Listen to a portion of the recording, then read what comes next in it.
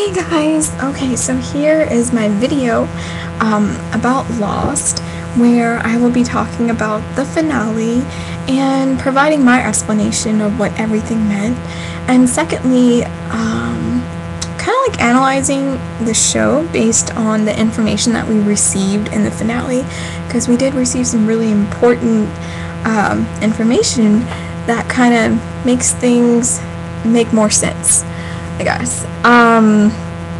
Okay, so let's first start off with the ending. Oh, before I even start, let me just state that everything that I'm going to state are just my opinion.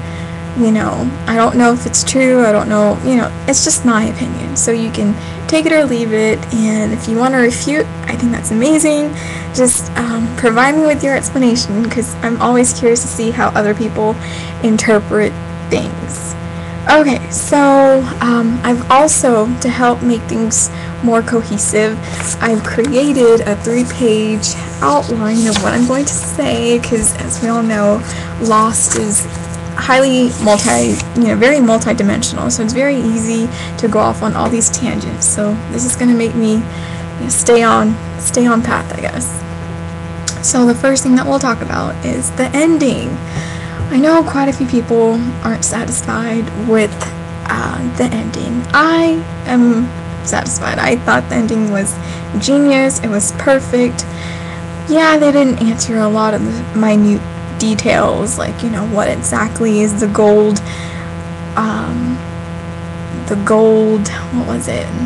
light, or what exactly is a smoke monster, and was the island really real? Those are really minute details that, in my opinion, really doesn't matter, doesn't really add anything to the storyline, in my opinion.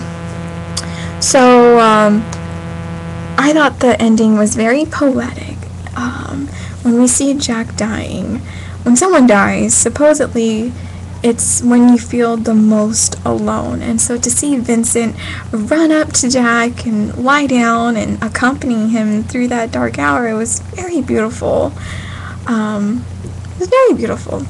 And another thing that I thought was very genius of the writers is how they ended the show. Like, we started off the Lost journey with Jack opening his eyes, and he sees a canopy of trees and smoke coming from the canopy of trees, and he's like all messed up looking, and in the finale, at the end of the show, what do we see? We see Jack's eyes finally closing, and right before he closes his eyes, what does he see? He sees a beautiful picture, a beautiful image of a airplane flying through the air, leaving the godforsaken island, and they did it in the canopy of trees. So I thought that was very genius of the writers to end the show like that.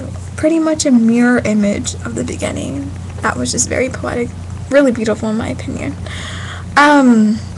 So let's talk about this whole sideways reality. Before doing that, we have seen the survivors live off in other areas besides the island on 3 occasions. The first is in the beginning of the series, when we're first learning about the characters and learning about their past. We see them, in the United States or in wherever they are from. We see them off the island. The second instance where we see the survivors off the island is when Saeed, Jack, Kate, Sun, and Hurley escaped. Remember, they had Whitmore's freight that Lapidus was like a pilot, and they had a helicopter, and they got on the helicopter.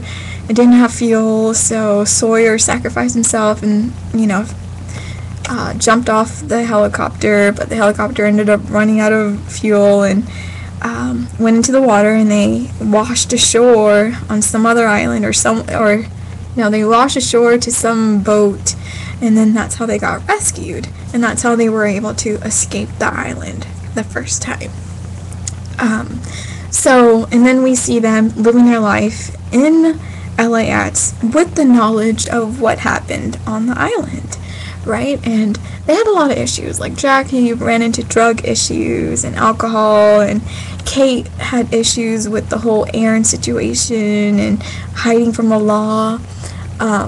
Hurley went mental, and Saeed had issues like killing people, working for Ben. So they all had issues, right? Anyways, the third instance in which we see them off the island is after the atomic bomb went off that Juliet set off. Remember, they had time traveled into the 70s, and the Dharma Initiative was trying to, get to this pocket of energy, and then Faraday wanted to stop it, and so he said the atomic bomb would do it. So after the atomic bomb went off, thanks to Juliet, the next thing that we see is, what's his name? Is Jack in LAX, getting out of bed, clean shaven, getting ready for work. And we see after, the whole Jack thing, it goes back to the island. We see Kate running around, and we're like, whoa, what happened? And that's when the sideways reality started to occur. And also, a big clue in is that when the sideways reality happened, I think, as soon as it happened, there was an instance when Jack was getting out of bed, or when he was, getting breakfast with his son, and his son was like, Dad, you're bleeding, or something like that, and there's blood coming from Jack's neck. And when I saw that, I was like, okay, something is weird, because the writer wouldn't, draw attention or even make that a line if it wasn't anything of substance. So I knew that was very important. And the first thought that came to my mind was the sixth sense. When the guy, he didn't know he was dead until he started bleeding, or when he started looking at himself, or something like that. And so I was like, something's not right here.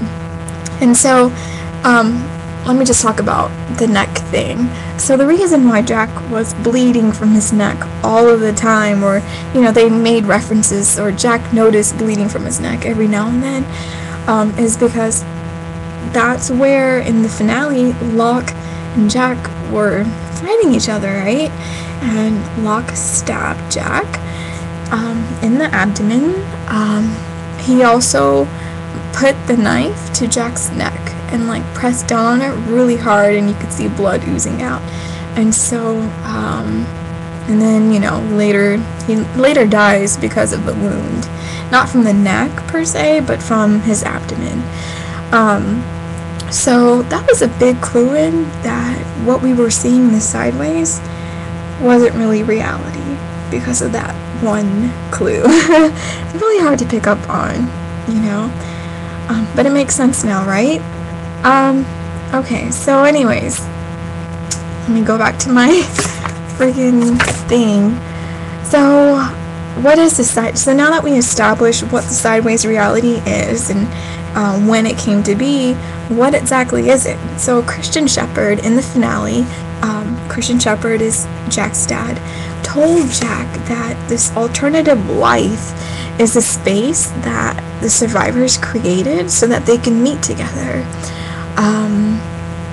And so we know that, and Christian also said that the most important time of their lives happened while they were on the island. So that, lets us know that the island was real. The crash happened. Everything on the island was real. And so they were to meet in this church. When each one of them starts dying, they meet in this church so they can meet their soulmate and move on together as a group into heaven or into the afterlife. And they needed that last survivor in order to move on as a group. Now, we can't automatically assume that Jack was the last survivor that they were waiting on, because, as Christian Shepherd said, there is no now. Oh darn, it's 9:30. Okay, this video is about to end. I'm gonna make a part 2. Alright, I need to make note where I stopped. Right here. Okay, tune in to part 2. Bye guys.